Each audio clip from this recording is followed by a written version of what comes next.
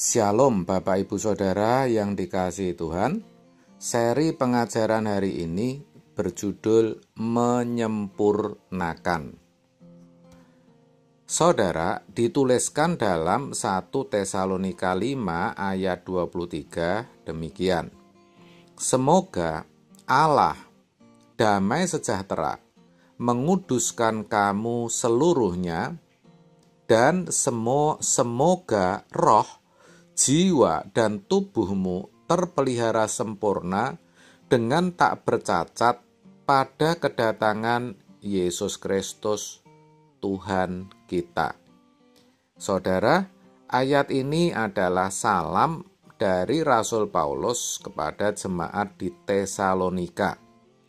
Ini menyiratkan adanya pembelaan Tuhan atas hidup orang percaya.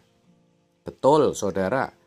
Karena Allah sendiri, sang sumber damai sejahtera itu, yang akan menjagai setiap orang percaya, setiap kita, dengan menguduskan hidupnya, agar tetap terpelihara sempurna dengan tak bercacat pada hari kedatangan Tuhan.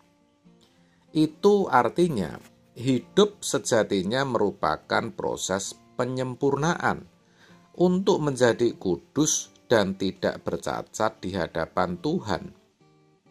Melalui hidup yang singkat ini, 70-80 tahun, atau kalau kuat bisa 120 tahun, Tuhan terus menyempurnakan kita. Ini yang harus kita sadari. Tetapi ironi sekali, saudara, karena banyak yang tidak menyadari. Itulah sebabnya kita harus terus hidup dalam kasih Tuhan dan selalu ada dalam damai sejahtera yang Tuhan sudah berikan bagi kita. Hidup dalam kasih Tuhan artinya kita hidup dalam karakternya. Rasul Yohanes mengatakan bahwa Allah adalah kasih. 1 Yohanes 4 ayat 8. Dengan demikian, ketika kita hidup dalam kasih Tuhan, berarti kita hidup dalam karakternya. Karakternya pasti maha kasih. Dia tidak mencari keuntungan diri sendiri, tidak merugikan orang lain, tidak menyakiti orang lain demi ambisi pribadi, dan tidak menghalalkan segala cara untuk mendapatkan kenyamanan. Ini harus diingat betul, saudara.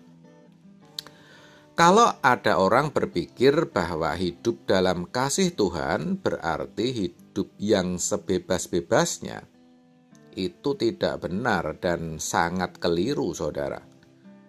Justru karena Tuhan adalah kasih, bukan berarti kita boleh mempermainkannya. Kan begitu? Kasihnya mengajarkan pada kita untuk menahan diri dari segala yang negatif. Karena dia telah terlampau baik pada kita. Bagaimana mungkin kita bisa mengkhianati dia yang telah begitu baik kepada kita, saudara? Singkatnya, kasih Tuhan mengajarkan kepada kita untuk menuruti perintahnya. Perhatikan, kasih Tuhan itu mengajarkan pada kita untuk menuruti perintahnya. Karena kesadaran bahwa Dia telah menebus kita. Itu dasarnya. Sekarang tidak ada tujuan lain dalam hidup ini selain hidup bagi Dia. Maka di bagian lain Rasul Paulus berkata di Filipi 1 ayat 22, tetapi jika aku harus hidup di dunia ini, itu berarti bagiku bekerja memberi buah. Saudara, dengan kita hidup dalam kasih Tuhan, maka damai sejahtera Allah akan turun atas kita. Memang, damai sejahtera itu tidak selalu dalam bentuk penjagaan sempurna, di mana kita terlindung dari segala yang tidak baik. Bukan. Keadaan bisa memburuk. Langit hidup itu bisa kelam.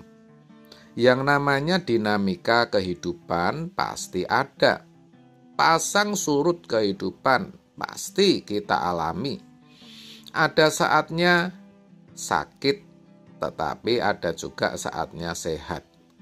Bisa senang, aman, tanpa masalah. Bisa juga susah, berat, dan penuh pergumulan. Bisa kelimpahan, bisa juga kekurangan. Bahkan perubahan itu bisa terjadi secara tiba-tiba, di mana kita tidak menduga sama sekali.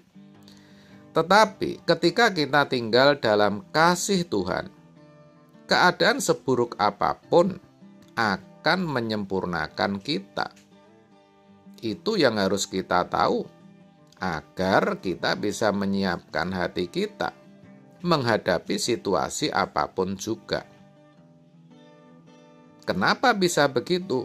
Ya karena kita tahu Dia, Allah, mengasihi kita dan kita tinggal di dalam kasih-Nya. Tidak perlu lagi ada kekhawatiran kalau sesuatu yang buruk menjadi malapetaka bagi kita. Saudara, dalam kamus orang percaya, yang benar tentunya, tidak ada yang namanya malapetaka, tidak ada yang namanya kecelakaan. Semuanya bisa menjadi berkat, berkat kekal, asal kita mengasihi Dia, mengasihi Tuhan maksud saya. Roma 8 ayat 28, kita tahu sekarang bahwa Allah turut bekerja dalam segala sesuatu untuk mendatangkan kebaikan. Perhatikan kalimat ini, bagi mereka yang mengasihi Dia, yaitu bagi mereka yang terpanggil sesuai dengan rencana Allah. Saudara, terkait akan hal itu, yang harus kita ingat adalah ketika melakukan perintah Allah, maksudnya hidup dalam kasih-Nya, jangan karena didasarkan takut masuk neraka, tetapi karena kita tahu sudah dikasihi dan diberi kesempatan oleh Tuhan. Olehnya, kita juga harus mengasihi Dia, karena memang seharusnya demikian. Begitu, saudara. Selain itu, percayalah, tidak ada kejadian yang menjadi kutuk atau malapetaka bagi kita. Sebaliknya, semua Tuhan bisa pakai untuk menyempurnakan kita, agar kita kedapatan kudus dan tidak bercacat di hari penghakiman nanti. Amin. Tuhan Yesus memberkati.